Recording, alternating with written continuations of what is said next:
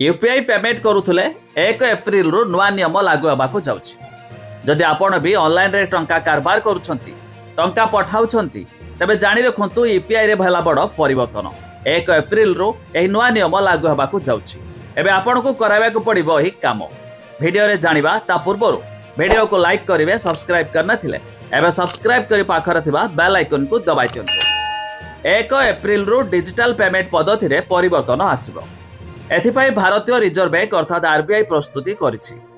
नूतन नियम अनुसार UPI net banking किंबा मोबाइल वॉलेट माध्यम कारबार करने समय आउ गोटे पिन किंबा पासवर्ड यथेष्ट हेब नाही। प्रत्येक पेमेंट पाई 2 कारक प्रमाणीकरण को बाध्यतामूलक कराइछि। एही व्यवस्था कार्यकारी हेबा सहित ऑनलाइन कारबार पूर्व अपेक्षा अधिक सुरक्षित एवं निर्भरयोग्य होइजिबो। ए सहित एबे ऑनलाइन ठकेई रे घटना गुडी को रोकिबारे सहायता करिबो। एबे जानतु कौन हैला परिवर्तन।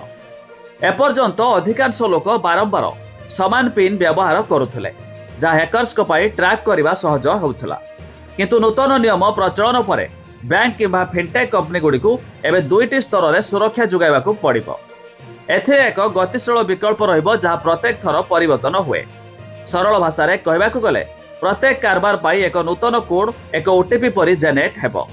एहा व्यतीत ग्राहक माने एबे सेवानक सुविधा अनुसार ओटीपी प्लस पिन बायोमेट्रिक प्रमाणीकरण सहित एक डिवाइस को लिंक करबा किबा टोकन आधारित प्रमाणीकरण भली विकल्प मध्यरु बाछि पारिबे।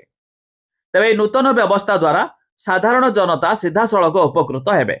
यह ऑनलाइन ठकेई एवं फिशिंग भली घटना गुडी को रोकिबारे बहुत सहायता करिबो।